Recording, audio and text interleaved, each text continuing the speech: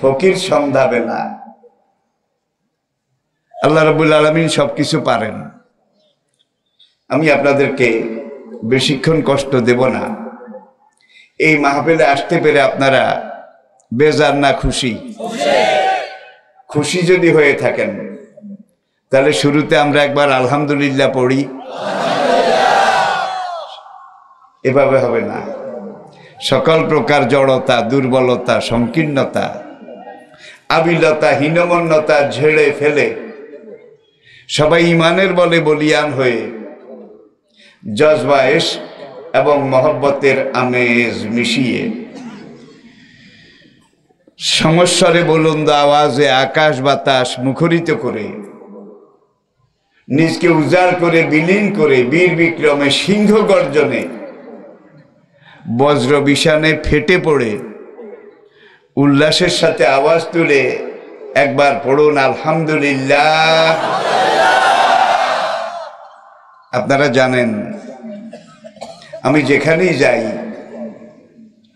বিভিন্ন বিষয়ের উপরে, কোরআনের তো শেষ নাই, হাদিসের বোধহয় শেষ আছে, বিভিন্ন দিক থেকে বিভিন্ন রকমের আয়াত হাদিস এগুলো এনে আপনাদের সামনে আমি হাজির করি না। আমি বক্তব্য শুরুর আগে একটা বিষয়কে মনে মনে চিন্তা করে একটা বিষয়ের উপরে আমি কথা বলি। এই জন্যে বলি অন্তত এই একটা বিষয়ের উপরে যারা আমার শ্রোতা ভাই আপনারা যেন মোটামুটি একটা ধারণা, একটা সম্যক জ্ঞান লাভ করতে পারেন। আর অনেক বিষয় নিয়ে যদি অনেক কথা বলি তাহলে সিদ্ধান্ত নিতেও কঠিন, আর কি পেলাম কি শিখলাম এটাও খুঁজে পাওয়া কঠিন। গ্রাম বাংলা একটা কথা আছে, 13 ক্ষেতের বেগুন একত্র করলে তরকারি স্বাদ হয় না। কি? যার জন্য এক ক্ষেতের এক আইটেম তরকারির মতো তরকারি একটা হলেই এটা তৃপ্তি লাভের জন্য, স্বাদের জন্য সবচেয়ে ভালো। যেহেতু এখানে একটা মাদ্রাসা হচ্ছে, মসজিদ বলেন, মাদ্রাসা বলেন, দ্বীনি কাজ বলেন, এটার উদ্যোগ নেওয়া এবং শুরু করাটা কঠিন।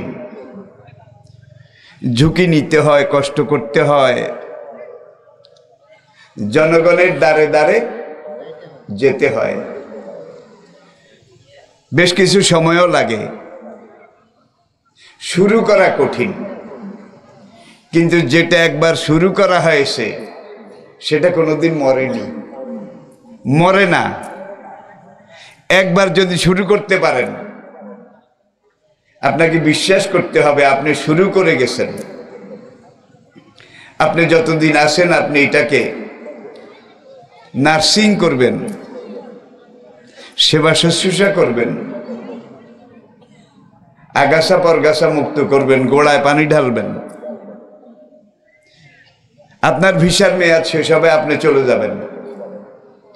আপনার পরে যারা আসবে তারা আবার এটাকে সেবা শুশ্রূষা শুরু করবে। এইভাবে একটা মসজিদ, একটা মাদ্রাসা, একটা দ্বীনি প্রতিষ্ঠান এটা করতে এক পুরুষ নয়, বিভিন্ন প্রজন্ম কাজ করে। কাল পরম্পরায়, সময় পরম্পরায়, মানুষ পরম্পরায় এই ছোট্ট নুরানি মাদ্রাসাটাই একটা বিশাল ইসলামের দ্বীনি প্রতিষ্ঠান হবে একদিন। আপনি শুরু করেছেন, এই জন্য আপনি বদরের সাহাবীদের মতো সাবিকিন আউয়ালিন, হাসরের ময়দানে আপনার ভাগটা সবচেয়ে বড় হবে, সবচেয়ে বেশি হবে। তা আপনারা মাদ্রাসাটা শুরু করেছেন, মসজিদ তো আলহামদুলিল্লাহ হয়েছে, মাদ্রাসাটা হোক, এটা কি আপনারা চান? এটা এই জন্য দরকার। আসল এলেম, খাঁটি এলেম, পারফেক্ট এলেম, প্রকৃত এলেম যেটা, সেটা কোরআনের এলেম। আল্লামাল ইনসানা মা লাম ইয়ালাম, এমন এমন জিনিস আল্লাহ এই কোরআনে পাকের মাধ্যমে মানুষকে শিক্ষা দিয়েছেন, যেগুলো মানুষ এর আগে জানতো না। সমবেত ভাইয়েরা, আমরা জানি মক্কায় যখন কোরআন নাজিল হয়েছিল, আজ থেকে প্রায় ১৫০০ বছর আগে, শুরুতে অল্প কিছু লোক ইসলাম গ্রহণ করেছিলেন, কোরআনকে গ্রহণ করেছিলেন। ইসলাম কবুল করার অপরাধে তাদের বিরোধিতা বোধহয় করা হয়নি, তাদেরকে মারা হয়নি, তাদের রক্ত ঝরানো হয়নি। মাসাথুমুল বাসাউ ওয়াদ-দাররাউ ওয়াজুলজিলু, শুধু মক্কা নয়, এর আগে যত আম্বিয়ায়ে কেরাম দুনিয়ার ইতিহাসে এসেছেন, দুইজন নবী ছাড়া লক্ষ লক্ষ নবী সবাই মার খেয়েছেন, দুইজনে খান নাই। দুইজনের নাম কি বলবো? একজন প্রথম নবী আদম আলাইহিস সালাম, তার বিরোধিতা কেউ করেনি, তার দিকে ঢিলা ইট পাটকেল কেউ মারেনি।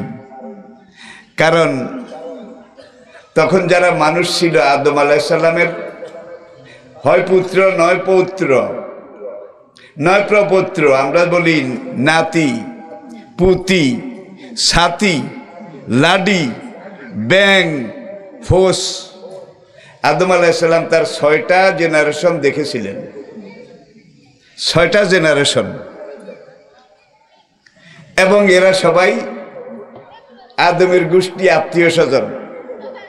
আদম ছিলেন সবাই দাদা দি গ্রেট। কি দাদা দি গ্রেট? আদম আলাইহিস সালাম তো জান্নাত থেকে দ্বীন নিয়ে এসেছিলেন। ফাইমা ইয়াতিয়ান্নাকুম মিন্নি হুদান ফামান তাবিআ হুদায়া ফালা খাউফুন আলাইহিম ওয়ালা হুম ইয়াহজানুন। আল্লাহ জানিয়ে দিয়েছেন। জান্নাত থেকে বের হওয়ার জন্য আল্লাহ যখন বললেন কুল নাহবিতু মিনহা জামিয়া, আদম নিষিদ্ধ গাছের ফল খেয়েছো, আর জান্নাতে থাকা যাবে না, জমিনে চলে যেতে হবে, পৃথিবীতে চলে যেতে হবে। আদম কান্না শুরু করলেন। রব্বুল আলামিন, আমার মতো ব্যক্তি, শক্ত মানুষ, ইবলিসের ধোকায় টিকতে পারলাম না, ইনিয়ে বিনিয়ে হাস্যে লাস্যে সে আমাকে প্রতারিত করলো, ধোকা দিল, আমি ভুলের মধ্যে পড়ে গেলাম। দুনিয়াতে যাব, আমার সন্তানরা সেখানে বংশবৃদ্ধি পাবে, এই ইবলিস তো তাদেরকে আমার চেয়ে বেশি গোমরা করবে, আরো পথভ্রষ্ট করবে, তাদের কি উপায় হবে? আল্লাহ জানিয়ে দিলেন ফাইমা ইয়াতিয়ান্নাকুম মিন্নি হুদান। আদম, তুমি যখন দুনিয়াতে যাবে, তোমার সন্তানরা যাবে, তখন আমি আল্লাহ দ্বীন পাঠাবো, ওহী পাঠাবো, কিতাব পাঠাবো। ফামান তাবিআ হুদায়া, আমার পাঠানো দ্বীন, আমি আল্লাহর পাঠানো ওহী, আমি আল্লাহর পাঠানো কিতাব, এটাকে যারা জানবে, মানবে, অনুসরণ করবে, ফালা খাউফুন আলাইহিম, দুনিয়ায় তাদের কোনো ভয়, কোনো আশঙ্কা, কোনো চিন্তা থাকবে না। ওয়ালা হুম ইয়াহজানুন, কবর, হাসর, পুলসিরাত, মিজানের প্রত্যেকটা থানা, প্রত্যেকটা চেকপোস্ট, প্রত্যেকটা ঘাটিতে তাদের কোনো পেরেশানি, কোনো চিন্তা থাকবে না। শর্ত একটা, আমি যেই দিন পাঠাবো এটাকে মানতে হবে। যারা মানবে তাদের দুনিয়া তো চিন্তা নাই, আখেরাতেও চিন্তা নাই। মানতে রাজি আছেন? এখন আদমের সন্তান, পুত্র, যেটাকে বলা হয় নেক্সট জেনারেশন, এখান থেকেই কিন্তু বিভ্রাট সৃষ্টি হয়ে গেল। এক পুত্র হাবিল, আরেক পুত্র কাবিল। আপনারা ইতিহাস জানেন। হাবিল ছিল আল্লাহপন্থী, বাবা আদমের পন্থী, দ্বীনপন্থী, আর কাবিল ছিল স্বার্থপর, দুনিয়াদার। আমি কি বুঝাতে পেরেছি? এই একদল হাবিল, আরেক দল কাবিল। একজন থেকে আস্তে আস্তে তার ডানে বামে মস্তানের পাশে আরেক মস্তান, এক ক্যাডারের সাথে আরেক ক্যাডার, এরকম বোধহয় জোগাড় হয় না বলেন। এখন হাবিলের সাথে একদল নীতি নৈতিকতাহীন, আবার হাবিলের সাথে নীতি নৈতিকতা সম্পন্ন, আর কাবিলের সাথে ক্যাডার মস্তান। আদম যতই উপদেশ দেন হাবিলেরা মানে, কিন্তু কাবিলেরা মানে না। তারপর এই মানলে মান, না মানলে মানিস না, বুড়িয়ারে কিছু কইস না, কি বুড়ারে কিছু বলিস না, ভাল লাগলে মানবি, আর যদি ভালো না লাগে তোরা মানিস না, কিন্তু খবরদার বুড়িয়ার দিকে ঢিলা টিলা মারিস না। আদমের বিরোধিতা হয় নাই 900 বছরের জীবনে, এই আত্মীয়তা রক্তের সম্পর্কের কারণে। আরেকজন নবী সুলাইমান আলাইহিস সালাম, তার বিরোধিতা হয়নি। সুলাইমানকে আল্লাহ যেই রাজত্ব দিয়েছিলেন, লা ইয়ামবাগি লিআহাদিম বাদি, কিয়ামত পর্যন্ত সুলাইমানের মতো এত বিশাল দুনিয়াব্যাপী এমন রাজত্ব অন্য কাউকে আল্লাহ আগেও দেননি, পরেও দেবেন না। একটা উদাহরণ দিলে আপনারা বুঝবেন। সূরা আনকাবুত, সূরা জিন, এগুলো আপনারা দেখেন। জিন ভূতে যেই বেটারে ডরাইতো, দৈত্য দানব যেই সুলাইমানরে দেখলে নফসি নফসি, কোন ইনসানের এত বড় বুকের পাড়া আছে এই বেটার বিরোধিতা করে? কি জিন ভূতে সুলাইমানরে ডরাইতো? আমি বোধহয় বুঝাইতে পারি নাই, জবাব দেবেন।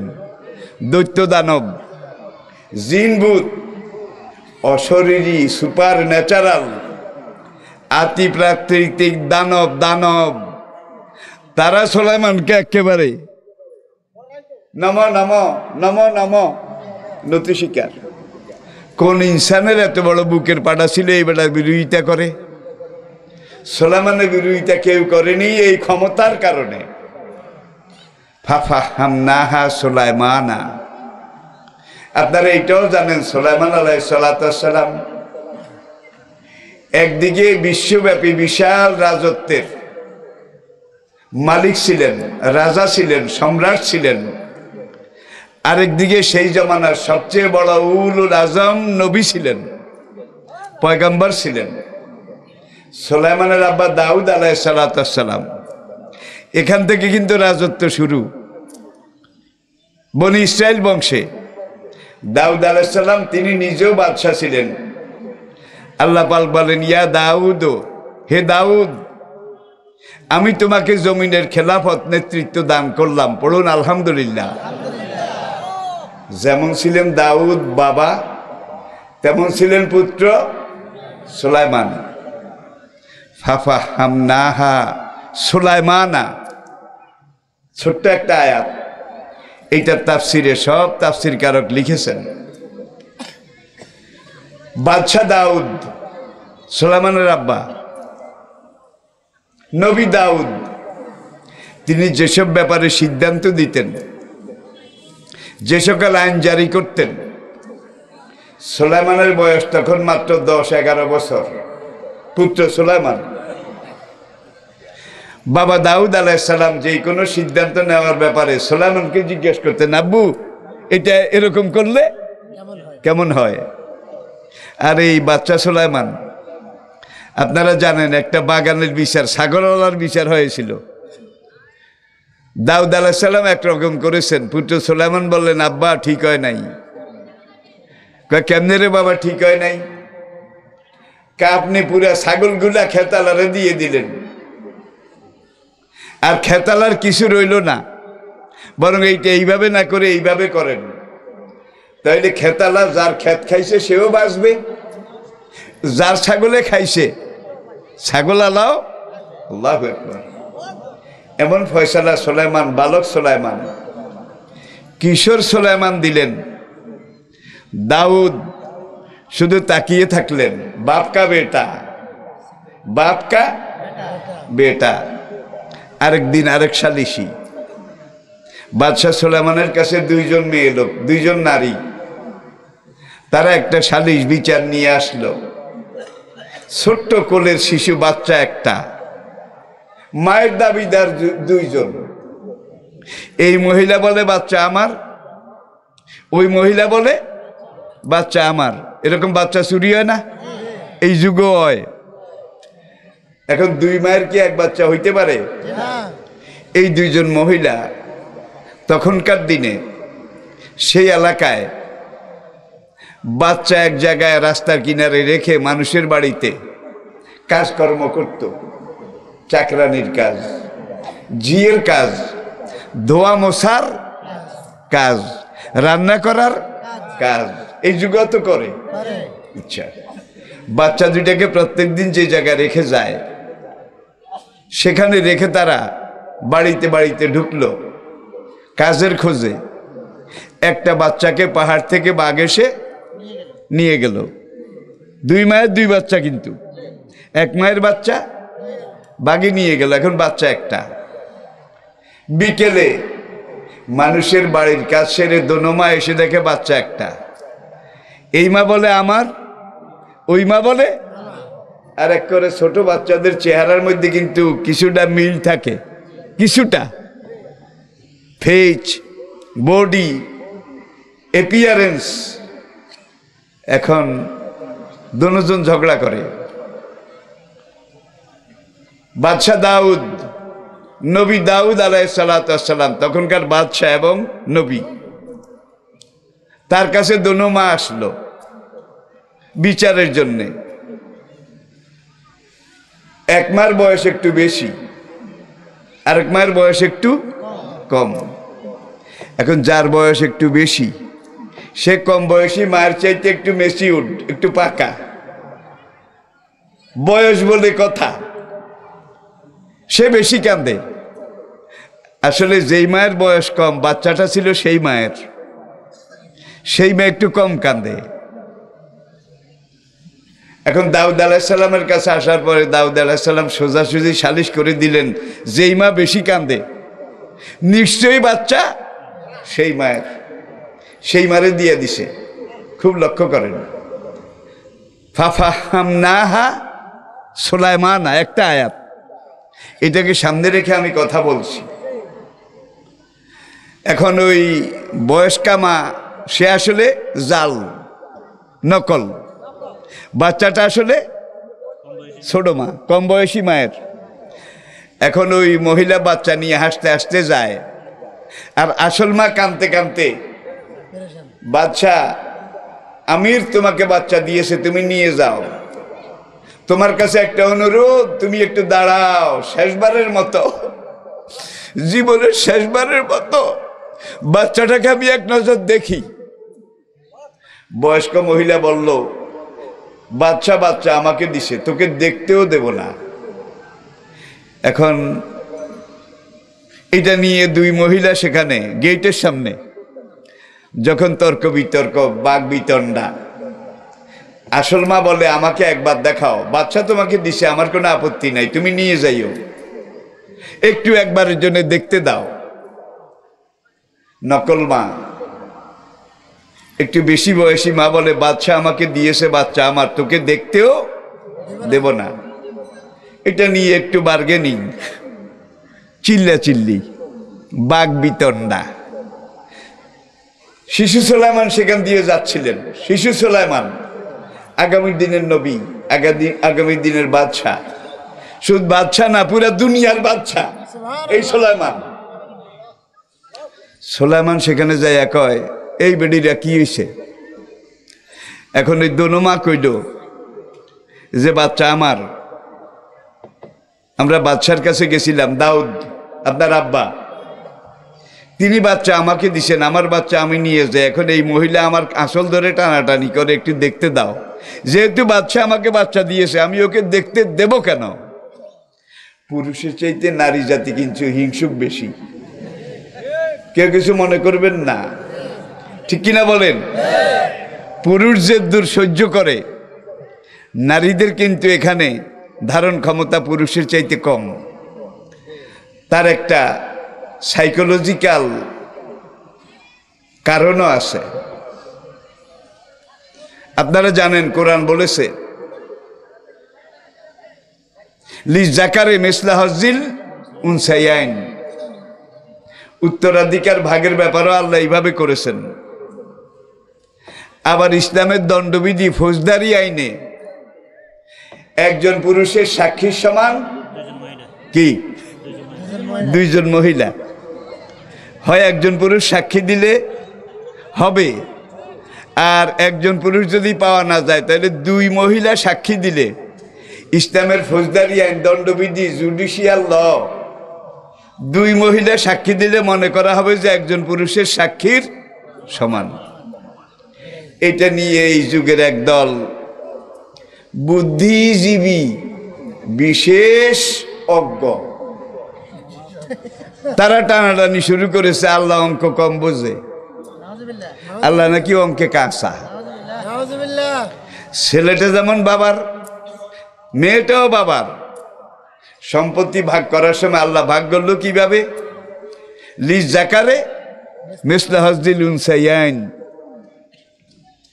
ছেলে যদি পায় 2 কড়া, মেয়ে পাবে 1 কড়া। এটা তো আপনারা জানেন, এটা কোরআনের ভাগ। আজকে পুরা দুনিয়া এটা প্রমাণ করেছে এবং স্বীকার করেছে। 1500 বছর আগে কোরআন যেখানে যতভাবে যত কথা বলেছে, যত ওহী এসেছে, যত সিদ্ধান্ত দিয়েছে, আজকের আধুনিক বিজ্ঞানের এই পূর্ণতার যুগে আধুনিক বিজ্ঞানের সবগুলা গবেষণা কোরআনের সাথে এসে মিলে যাচ্ছে। আধুনিক বিজ্ঞানের যে সকল গবেষণা এখনো কোরআনের সাথে মিলে না, বুঝতে হবে এই লাইনে বিজ্ঞান এখনো বালেগ হয় নাই, ঠিক এখনো ম্যাচিউরড হয়নি, এখনো না বালেগ। যেদিন বালেগ হবে কোরআনে এসে মিশে যেতে বাধ্য হবে। কোরআন কোনো বিজ্ঞান গ্রন্থ নয়, বৈজ্ঞানিক দর্শনও নয়, কিন্তু 1500 বছর আগে কোরআন যেই কথাগুলো যেখানে যেভাবে বলেছে, আজকের আধুনিক বিজ্ঞান তার এই পূর্ণতার সময় এসে বিজ্ঞানের অধিকাংশ গবেষণা যেটা পূর্ণাঙ্গ হয়েছে কোরআনে এসে মিলে যাচ্ছে। কারণ এই কোরআন এমন এক কোরআন যেই কোরআনে অযৌক্তিক অবৈজ্ঞানিক একটা কথাও আল্লাহ বলেননি। ইয়াসিন আল কোরআনিল, বিজ্ঞানময় কোরআনের কসম করে আমি আল্লাহ বলছি। সবচেয়ে আনন্দের বিষয়, আজকে আধুনিক বিজ্ঞানের সবচেয়ে বড় আবিষ্কার যেটা, সেটা কম্পিউটার। কম্পিউটার বিজ্ঞান, কম্পিউটারের চাইতে বড় কিছু বিজ্ঞান এখন পর্যন্ত আবিষ্কার করতে পারেনি। কোনোদিন যদি হয় তখন দেখা যাবে। মুসলমানের জন্য, আমাদের জন্য, আপনাদের জন্য সবচেয়ে খুশির বিষয় এটা, আধুনিক বিজ্ঞানের সবচেয়ে বড় আবিষ্কার কম্পিউটার বিজ্ঞান পর্যন্ত কোরআনের কাছে সারেন্ডার করেছে। যে আমরা কি ঘোড়ার ডিম কম্পিউটার, দেখা যায় কোরআন কম্পিউটারের বাবা। এইদিকে বলতে গেলে আবার সময় এইদিকে খেয়ে ফেলবে, এই জন্য আমি এইদিকে যাচ্ছি না আর কি, একটু ইশারা করলাম। মহিলা 2জন কাঁদে, ছেলে নিয়ে টানাটানি, কানা। এক মহিলা ধমক দেয় আরেক মহিলাকে, একটু কাপড়টা সরা, আমি মুখটা দেখি। না, তোকে দেখতেও দেব না। তর্ক বিতর্ক চলছে, সোলাইমান সেখান দিয়ে যায়, কয় কি হয়েছে? মহিলা 2জন বলল,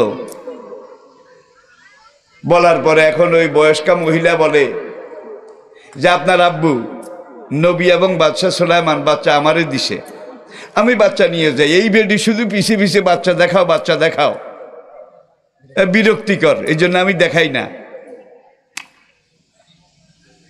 এখন সোলাইমান দেখেন আব্বার কাছে গেছে, দাউদ আলাইহিস সালামের কাছে, কাব্বু 2 মহিলার কি বিচার করেছেন, কেমন বিচার করেছেন? আব্বুকে, বাবা যেই মহিলা বেশি কেঁদেছে আমার মন বলেছে বাচ্চাটা সেই মহিলার হবে, আমি সেই মহিলাকে দিয়ে দিয়েছি। সোলাইমান বলল, আব্বু আপনার একটা কথা বোঝা উচিত, মহিলা কি আসলেই কেঁদেছে নাকি নাটক সাজিয়েছে? মহিলা প্রতারণার জাল এটা পেতেছে, আসলে আসল মহিলাকে যে বেশি কান্দে। ভাই, একটা হইলো আসল কান্দা, আর একটা হইলো প্রতারণার কান্দার কিন্তু শব্দ বেশি, চোখের পানিও বেশি, রাগ অনুরাগও বেশি, ঠিক কিনা বলেন? সুলাইমানকে, আব্বা ডোন্ট মাইন্ড প্লিজ, আব্বা হুজুর বেয়াদবি মাফ করবেন, কিছু যদি আপনি মনে না করেন, তাইলে এই দুই মহিলার বাচ্চার বিচারটা একটু আমি করি, আপনি আমাকে অনুমতি দেবেন কি? আব্বা দাউদ হেসে উঠলেন যে আমার সোনার ছেলে, দেখি সে কি বিচার করে। বাবা ঠিক আছে, তোমার হাতে আমি আবার বিচারের ভাত দিলাম, সানি সানি আপিল আপিল, দ্বিতীয় বিচার। সুলাইমান এখন বিচারে বসছে, দাউদ দূরে বসে বসে দেখতেছেন। এখন ওই বয়স্কা মহিলা খালি কান্দে, ও আবার খালি কান্দে, কম বয়সের মহিলা কম কান্দে, কিন্তু বলে যে আমার কলিজা ছেঁড়া, আমার নাড়ি ছেঁড়া এই বাচ্চা, কি করে আমি বাচ্চার দাবি প্রত্যাহার করব? বাচ্চা আমার। বয়স্কা মহিলা হাউমাউ করে কান্দে, কয় বাচ্চা আমার। কি একটা সাংঘাতিক জটিল বিচার না? সুলাইমান এখন বড় মহিলাকে বলে, মা তুমি তোমার দাবিটা উড্র করো, প্রত্যাহার করো, বাচ্চাটা আমি ছোট মহিলাকে দিয়ে দেই। বয়স্কা মহিলা বলে, আমার বাচ্চা, আমার নাড়ি ছেঁড়া, আমার নাড়ি কাটা বাচ্চা, কেন আমি তাকে দিতে যাব? ছোট মহিলাকে জিজ্ঞাসা করে সুলাইমান যে, মা বাচ্চা যে তোমার, এটার প্রমাণ কি? সেই যুগে তো আর ডিএনএও ছিল না, এই ধরনের বৈজ্ঞানিক পরীক্ষা যাচাই বাছাইয়েরও কোনো সুযোগ ছিল না। এখন কোনো মা দাবি ছাড়ে না, যার জন্য একজনকে বাচ্চা দেওয়ার রায় দিতে পারতেছেন না। ফাফা হাম না হা সুলাইমানা, এই সময় সুলাইমানের ব্রেইনে, মন মগজে, মন মানসিকতায় আমি ওহির এলেম ঢুকাই দিলাম।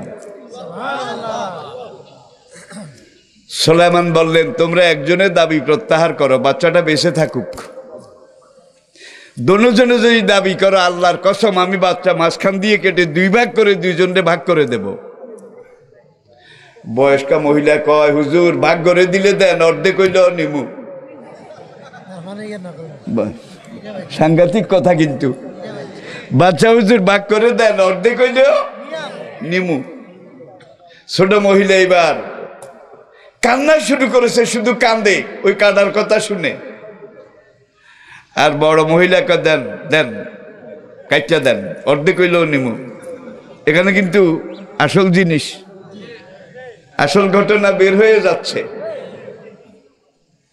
সুলাইমান বললেন, जल्लाद इधर आ जाओ, तलवार निकालो।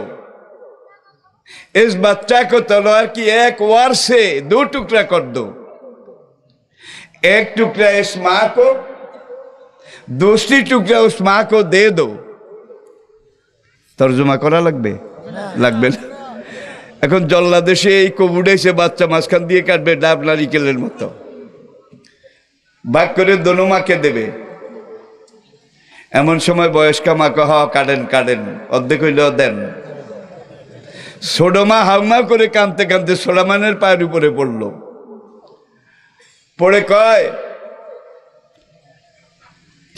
বাদশা চাঁদা, বাচ্চা আমার না, আমি দাবি উড্র করলাম, দোহাই আল্লাহর বাচ্চাটাকে কেটে টুকরা করিয়েন না, বাচ্চাটাকে বাঁচতে থাকতে দেন, ওকে দিয়ে দেন, আমি আমার দাবি উড্র করলাম। বড় মহিলাকে, না হুজুর কাইটটা দিলেও দেন। এবার আপনারা রায় দেন। রায় কিন্তু এইবার বাইর হইয়া গেছে। কোনটা আসল মা? যেটা কয় কাটিয়েন না, বাচ্চাটা বেঁচে থাকুক, আপনি ওকে গোড়া দিয়ে দেন, আমি দাবি উড্র করলাম। আর ওই মেকি জাল প্রতারক মহিলা বলে, কাটেন, অর্ধেক হইলেও নিমু। সুলাইমান বাচ্চাটা ওই ছোট মহিলাকে দিয়ে দিলেন। আল্লাহু আকবার। আরেকদিন দাউদ আলাইহিস সালামের এলাকায় মুরগি চুরি হয়েছে, রাত মুরগি, এই যুগে হয় সুলাইমান আলাইহিসসালামের কাছে ওই মসজিদে বাইতুল মাকদাস সেই মসজিদে নালিশ এসেছে, কয়েক ঘরের মুরগি চুরি হয়েছে। এখন সুলাইমান আলাইহিসসালাম তিনি অনেক মুসল্লি নামাজি তাদেরকে জিজ্ঞাসা করলেন, মুরগি চোরকে কেউ স্বীকার করে না। সুলাইমান সামনে বসা ছিলেন, বাবার লগে মসজিদে গেছে। সুলাইমান খাড়ায় কয়, কে মুরগি চুরি করেছে এটা কেউ স্বীকার করে না, কিন্তু আমি দেখতে পাচ্ছি রাতের বেলায় মুরগি চুরি করে আর দিনে মসজিদে এসে ইক্তাদাই তো বেহাজাল ইমাম। কাল রাতে যে মুরগি চুরি করেছে তার মাথায় এখনো মুরগির পশম লাগিয়া রয়েছে। ভাই কেউ মাথায় হাত দেয় না, আসল চোরায় সুলাইমান কাব্বু ওই যে আল্লাহু আকবার। এইটাও আমার আলোচনার বিষয় নয়, তবে এই দুইটা আলোচনা থেকে কিন্তু আমরা অনেক কিছু পেয়েছি আমার মনে হয়। সাহাবায়ে কেরাম তারা একজনও কোনো কলেজ ভার্সিটিতে লেখাপড়া করেননি। সেই যুগে এই ধরনের কোনো লেখাপড়ার ব্যবস্থা ছিল না। সাহাবায়ে কেরাম শুধু রাসূলের কাছে কোরআন পড়েছেন, কোরআন শিখেছেন, কোরআন বুঝেছেন। মসজিদ নববীর বারান্দায় সোফা মাদ্রাসা, একদিকে মসজিদ সঙ্গে সঙ্গে মাদ্রাসা। আপনাদের মসজিদ আছে, সঙ্গে সঙ্গে মাদ্রাসাটা হোক, এটি কি আপনারা চান? চান চান মাদ্রাসা না হইলে কিন্তু মসজিদের কোনো দাম নাই। দেখেন যেদিন মসজিদে নববী তার সঙ্গে সঙ্গে সোফা মাদ্রাসা এখনো আছে, রওজার পাশে লোহার গ্রিল দিয়ে এইভাবে রেলিং দেওয়া, যারা গেছেন তারা দেখছেন। এখানে সাহাবায়ে কেরাম নবীজির কাছে সকাল সন্ধ্যা শুধু কোরআন পড়তেন, কোরআন বুঝতেন, কোরআন শিখতেন। তাদের সিলেবাস ছিল কোরআন, কারিকুলাম ছিল কোরআন, টেক্সট বুক ছিল কোরআন। আর এই কোরআন যে জীবনের সংবিধান, টেক্সট বুক, কারিকুলাম, কোরআনের ব্যাখ্যা সাহাবারা বুঝার জন্যে নবী হাদিস পেশ করেছেন। এই ব্যাখ্যা এই ব্যাখ্যা এই। কোরআনটা হইলে আল্লাহর বাণী, কোরআনের ব্যাখ্যা হাদিস রাসূলের বাণী। সহজ করে বললে আমাকে বলতে হয়, কোরআনটা আমাদের জীবনের মূল সিলেবাস, আর রাসূলের হাদিস কোরআন রূপী সিলেবাসের সরা, তাশরিহ, টেস্ট পেপার মেড ইজি। কোরআন বুঝতে হলে হাদিস লাগবে, হাদিস বুঝতে হলে কোরআন লাগবে। একটা বাদ দিয়ে আরেকটা বোঝা যাবে না, পাওয়া যাবে না, সম্ভব হবে না। আমি আবার বলছি, এই কোরআন পড়ে রাসূলের কাছে হাদিস শিখে মক্কা থেকে মদিনা যাওয়ার পরে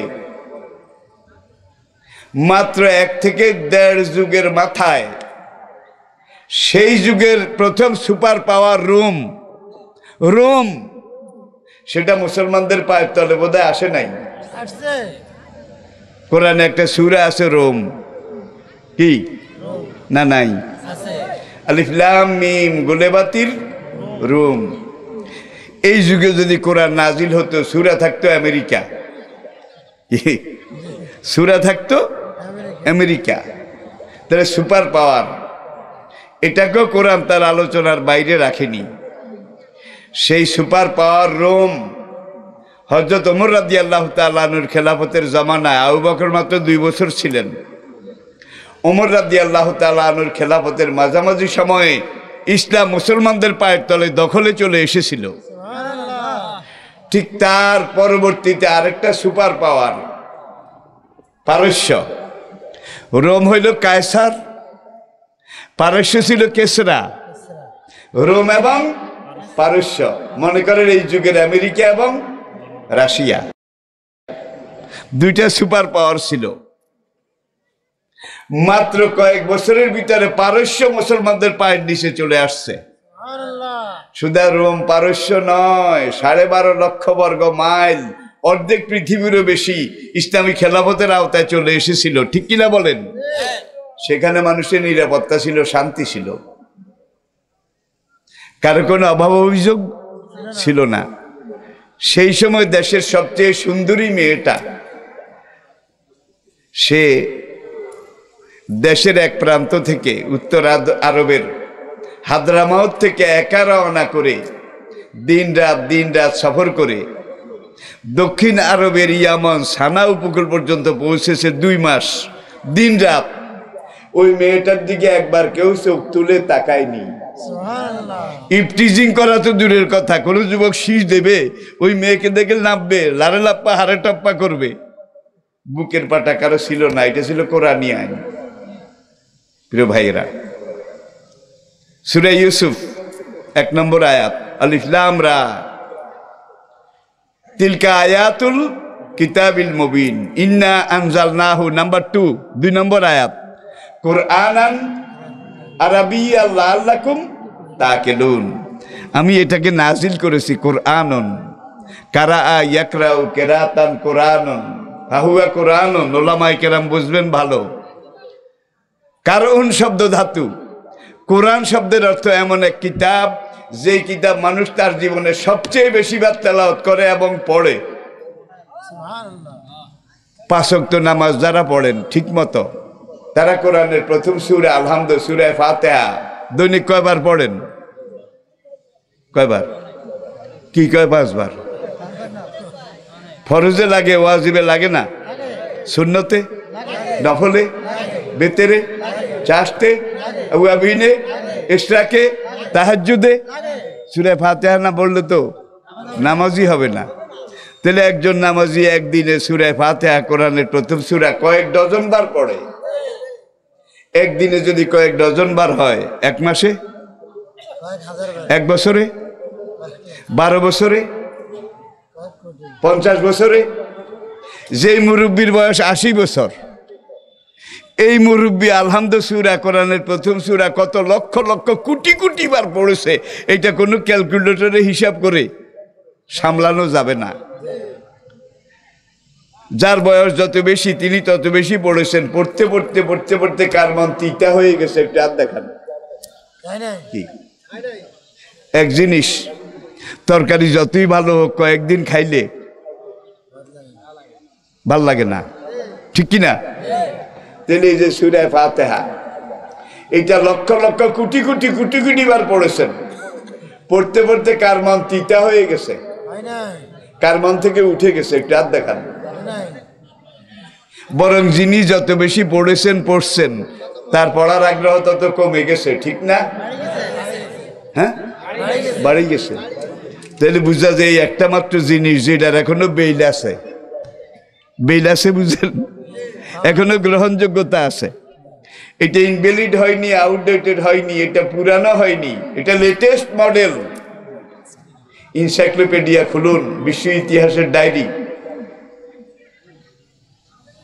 Holy Quran is the super book of the world and Holy Prophet is the superman of the world. মুসলমানদের নবী জগতের সর্বোচ্চ, পরিপূর্ণ, সর্বশ্রেষ্ঠ মানব, সুপারম্যান অব দ্য ওয়ার্ল্ড। আর মুসলমানের ধর্মগ্রন্থ কোরআন, holy Quran is the super book of the world. দুনিয়ার যত গ্রন্থ আছে, কোরআন সব গ্রন্থের সব জ্ঞান গরিমা, সব কিছুর একেবারে পরিপূর্ণ আদি গ্রন্থ। নবী সম্পর্কে কি বলে বিশ্ব ইতিহাসের diary? as a religious teacher, as a founder, as a ruler, as a leader, as a commander, as a justice, Muhammad, Allah bless him, is the superman of the world. Allahu Akbar. যত দিক থেকে টালি করা হয়েছে নবীকে, দেখা গেছে তিনি সবার উপরে, জ্ঞানী হিসাবে, বিজ্ঞানী হিসাবে, সেনাপতি হিসাবে। ভাই নবীর কথা বাদ দেন, খালেদ ইবনে ওলীদের মতো একজন জেনারেল আজ পর্যন্ত বোধহয় দুনিয়ার কোন রাষ্ট্র বানাতে পেরেছে। আবু ওবায়দার মতো একজন জেনারেল, সাদ ইবনে আবু ওয়াক্কাসের মতো একজন সেনাপতি আজ পর্যন্ত দুনিয়ার, আমেরিকা, রাশিয়ার কোন মিলিটারি একাডেমি বানাইতে পেরেছে বলেন? এই যুগে তো যুদ্ধ হয় না, কলে মানুষ মারে। কলে মানুষ মারা বুঝেন তো? কিন্তু যখন সামনাসামনি যুদ্ধ ছিল, এই খালেদ, এই সাদ ইবনে আবু ওয়াক্কাস, এই মুসান্না নবীর এই নক্ষত্র সাহাবাই কেরাম, তারা লক্ষ লক্ষ দুশ্মনের ভিতরে একা ঢুকে গেছে। আর খালিদ নিয়োগ করেছে 2.5 লক্ষ রোমান সৈন্য, সশস্ত্র দুর্দর্শ। আজকে আমি 2.5 লক্ষ সৈন্যের ভিতরে ঢুকে যাব, আল্লাহ হয়তো আজকে আমার শাহাদাত কবুল করবেন, আমি শহীদ হতে পারবো। শহীদ হওয়ার আগ্রহে খালিদ একা, সাদ ইবনে আবু ওয়াক্কাস একা, সেনাপতি মুসান্না একা, নিজকে ওই এত তীর তলোয়ার নেজা বল্লম হাতিয়ারের ভিতর দিয়ে নিজেরে ঢুকাইয়া দিছে। আল্লাহ আজকে হয়তো তুমি আমার শাহাদাত কবুল করবা, শাহাদাতের আশায়। কিন্তু খালিদ কিভাবে মরবে এটা খালিদ জানে না, কিন্তু ওখানে লেখা আছে। আছে কিনা বলেন? বুড়ো হইয়া গেছে। খালিদ জীবনে ইসলামের সবচেয়ে বড় সেনাপতি, এখন এই ব্যারামে ধরে গেছে, বিছানায় শুইয়া শুইয়া কাশে আর কান্দে। রব্বুল আলামিন তোমার কাছে তো এটা চাই নাই, জীবনে লক্ষ লক্ষ সৈন্যের ভিতরে দুশ্মনের ভিতরে নিজেকে ঢুকেছি, যে আল্লাহ তুমি আমার শাহাদাত কবুল করো, তুমি আমার শাহাদাত কবুল করলা না। আজকে বিছানায় শুয়ে শুয়ে আমি ছাগলের মতো কাশতে কাশতে মারা যাই, এই মরণ তো আমি তোমার কাছে চাই নাই। তখন নবী বললেন, খালিদ জাফাল কালাম বেমা হুয়া কায়েদ, যার মরণ আল্লাহ জিহাদের ময়দানে তলোয়ারের আঘাতে রেখেছে সে সেখানে সেইভাবে, আর যার মরণ বিছানা রেখেছে তিনি সেখানে সেইভাবে মারা যাবে। এই ঈমান যদি আমাদের বিশ্বাস হয়, তাহলে আল্লাহর দিন একামতে দিনের জন্য, হেফাজতে দিনের জন্য যে সকল ভাইয়েরা দিনের দায়ী, দিনের রায়, দিনের নকিব, দিনের মুজাহিদ, তাদের এই কথা বলার বোধহয় সুযোগ আছে। দেশ খারাপ, সময় খারাপ, জান বাঁচান ফরজ। কি দেশ খারাপ, সময় খারাপ, জান বাঁচান? খালিদের কাছে জীবনে মালিকুল মউত একবার আইছে, আর মুনাফিক আব্দুল্লাহ ইবনে উবাইর কাছে মালিকুল মউত সারা জীবন আইছে। আপনাদের বোধহয় অসুবিধা হচ্ছে, আমি ছেড়ে দিচ্ছি। আসুন, ইন্না আনজালনাহু কুরআনান আরাবিয়্যান লাআল্লাকুম তাকিলুন। কোরআন কোন ভাষায়? আর এক আয়াতে বিলিসানিন আরাবিয়্যিন মুবিন, স্বচ্ছ প্রাঞ্জল ঝরঝরে মিষ্টি আরবি ভাষায় আমি এই কোরআন নাজিল করেছি। বলুন আলহামদুলিল্লাহ।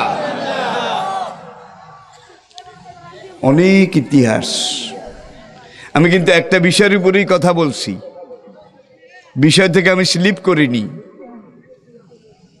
আদমের ভাষা ছিল আরবি, নূহের ভাষা ছিল আরবি, ইব্রাহিমের ভাষা ছিল আরবি, সুলাইমান দাউদের ভাষা ছিল। তার পরবর্তীতে এসে সুলাইমান আলাইহিস সালামের 11তম বংশধর 11th জেনারেশনে যেই নবী ছিলেন তিনি সাইয়েদনা মুসা আলাইহিস সালাম। মুসা আলাইহিস সালামের উপরে আল্লাহ তাওরাত কিতাব নাজিল করেছিলেন হিব্রু ভাষায়। কোন ভাষায়? হিব্রু। এরপরে ঈসা আলাইহিস সালামের উপরে আল্লাহ রাব্বুল আলামিন ইনজিল কিতাব নাজিল করেছিলেন সুরিয়ানি ভাষায়। এই দুইজনের আগে আল্লাহ রাব্বুল আলামিন সুলাইমানের আরেক বংশধর দাউদ, ওয়াতাইনা দাউদা জাবুরা, সুলাইমানের আব্বা যার কথা এতক্ষণ বললাম, দাউদের কাছে আল্লাহ জাবুর কিতাব নাজিল করেছিলেন ইউনানি ভাষায়। 3টা ভাষা, 3টা আসমানি কিতাব। আর আমাদের নবীর কাছে আল্লাহ কোরআন নাজিল করেছেন বিলিসানিন আরাবিয়্যিন মুবিন। তাইলে তাওরাত যেই যুগে নাজিল হয়েছিল মুসা আলাইহিস সালামের যুগে, সেই যুগে তাওরাতের বোধহয় একজন হাফেজ সাহেব ছিল না, থাকলে বলেন, একজনও আসেন না। ইউনানি ভাষায় জাবুর কিতাব দাউদ আলাইহিস সালামের উপরে যেই যুগে আল্লাহ নাজিল করেছেন, জাবুরের কোন হাফেজ আজকাল আছে? তাওরাতের কোন খ্রিস্টান হাফেজ? ইনজিলের কোন ইহুদি হাফেজ? নাই, এখনো নাই, তখনও ছিল না, সেই যুগে একজনও ছিল না। আর এগুলো কি মুখস্থ করার জিনিস? জবা কুসুমা শঙ্কা সমকাশ্যপ ইয়ং নাসং ও সামুন্ডে জয় জয় সম্ভয় সম্ভয় সর্বসত্তা নামং সাহা, এগুলো কি মুখস্থ করার জিনিস? কার বাপ দাদার ক্ষমতা আছে এগুলো মুখস্থ করলে মনে রাখবে, কিন্তু আরবি। এনসাইক্লোপিডিয়া ব্রিটানিকা এমনি বলে নাই, Arabic is the richest and oldest language of the world. এই দুনিয়ার সবচাইতে প্রাচীন, সবচাইতে সমৃদ্ধ, রিচেস্ট, সবচাইতে পরিপূর্ণ ভাষা যেটা, সেটার নাম আরবি। নবী আমাদেরকে বিলিসানিন আরাবিয়্যিম মুবিন কুরআনান আরাবিয়্যান লাআল্লাকুম তাকিলুন, এগুলা অনুধাবন করার জন্য আহেবুল আরাবিয়্যা লিসালাস, 3 কারণে আরবি শিখো, 3 কারণে কোরআন শিখো, হাদিস শিখো, আরবি ভাষা শিখো। লিআন্নি আরবি অল কোরআন আরবি অল লিসানু আহলিল জান্নাতে আরবি। তরজমা করার বোঝা দরকার নাই, অনেকে বুঝে গেছেন। আমি আলোচনার একবারে শেষ পর্যায়ে আসি, আর আসলে আমার ওয়াজ একটু কঠিন। কি, আমি কিন্তু ডক্টর না। এই প্যাম্পলেট পোস্টারে আপনারা আরেকটা ভুল করেছেন, আমি ডক্টর না, কিন্তু এটা এই ক্যান্সারের মতো। দুনিয়ার একবারে পশ্চিম অংশ, সেই আমেরিকা, ল্যাটিন আমেরিকা, ওই অঞ্চলে গিয়েও দেখলাম তারা ডক্টর লিখছে। আবার দুনিয়ার একবার সর্বপূর্ব, একবারে পূর্বের শেষ মাথা, সাউথ কোরিয়া, সিঙ্গাপুর, জাপান, এই অংশে গিয়েও দেখি যারা ডক্টর লিখছে। আসলে আমি ডক্টর না, কিন্তু মিজানুর রহমান আজহারি বলছে আমার আব্বু ডক্টর না, এটা ঠিক, কিন্তু হাজারো ডাক্তারকে পড়াইতে পারে এই এলেম আল্লাহ আমার আব্বুকে দিয়েছে। ওরা সবাই আমাকে আব্বা ডাকে, এটা বোধহয় জানেন না আপনারা। আলহামদুলিল্লাহ, একজন বৃদ্ধ লোকের জন্য জীবনের চেয়ে বড় পাওয়া আর কিছু থাকতে পারে না। আজকে ময়দানে যারা কথা বলছে তারা আমাদের রুহানি সন্তান। ইসলামের কোন বাঘ লোহাও কবাটের ওখানে বন্দি, আর বাঘের বাচ্চারা ময়দানে নেমে গেছে। তারা আজকে ইসলামকে জাতির সামনে পরিপূর্ণভাবে তুলে বলতেছে। আমাদের ছোট্টকালে ওয়াজে গেলে হুজুররা ওয়াজ করতেন টানাইয়া টানাইয়া, টানে টানে, কি ওয়াজ করলো, সুর নাই, বাক্কা নাই, সুর নাই, সুর না থাকলে বুড়িয়ারা ওয়াজ শুনতো না। কয় কি হুজুর, ওয়াজের মধ্যে কোনো সুর টুর টান টুন এগুলো কিছু নাই। আর তার 60 বছর পরে, 70 বছর পরে দেখেন আজকে সুরের ওয়াজ কেউ পছন্দ করে না। মানুষ কথা শুনতে চায়, মানুষ কথা বুঝতে চায়, ঠিক কিনা বলেন? ভাই আমি ডক্টর না। জাপানে এই করোনার আগে আমি Japan, south Korea, Singapore, Malaysia এই বেল্টে ছিলাম। এখন করোনা না হলে আমি থাকতাম আমেরিকা, কানাডা, লন্ডন, কিন্তু করোনার জন্যে যেতে পারিনি আর কি। তা আল্লাহর শুকর, সেই সব দেশে কোরআনের যেই শিক্ষা প্রশিক্ষণ, যেই দাওয়া কাজ চলতেছে, সেগুলো কোনো মুসলমান দেশেও নাই। আজ থেকে প্রায় 1 বছর আগে সোভিয়েত ইউনিয়নের প্রেসিডেন্ট, ওই ভোট তো একটা হয়, কমিউনিস্ট দেশ হইলেও নাম কষ্টে হইলেও একটা হয়, কামের ভোট না। আমি কি বুঝাতে পেরেছি? এই রাশিয়ার পুতিন আবার প্রেসিডেন্ট হয়েছে, হওয়ার পরে সে শপথ নেবে, সেখানে সে কোরআনের একটা আয়াত দিয়ে বক্তৃতা শুরু করেছে। ফাবিমা রাহমাতি মিনাল্লাহি লিনতা লাহুম ওয়ালাউ কুনতা ফাজ্জান গালিজাল কলব লানফাদ্দু মিন হাওলিক। আল্লাহ বলছেন, হে নবী, আপনার উপরে আল্লাহর বিরাট মেহেরবানি, যা আপনার ভাষা খুব নম্র, আপনার কথা খুব মিষ্টি। আপনার কথা যদি গসা মার্কা হইতো, গসা মার্কা বুঝেন তো ভাই, ছুরি কূপ দিলে এটা সেলাই করা যায়, ব্যান্ডেজ করা যায়, চিকিৎসা করা যায়, কিন্তু জিব্বাদি কূপ দিলে কি, জিব্বার কোপ এমন লাগায়, এমন জায়গায় গিয়ে পড়ে যেখানে কোনো ব্যান্ডেজ নাই, কোনো সেলাই নাই, কোনো চিকিৎসা নাই, কোনো মলমও নাই, ঠিক কিনা?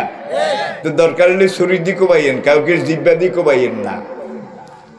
আমি একটা খুব সাংঘাতিক কথা বলেছি, কিন্তু কথার আঘাত এখানে লাগে, ছুরির আঘাত বাইরে লাগে। বাইরেটা চিকিৎসা করা যায়, কিন্তু এখানে যেটা লাগে এটার কোনো ওষুধ নাই।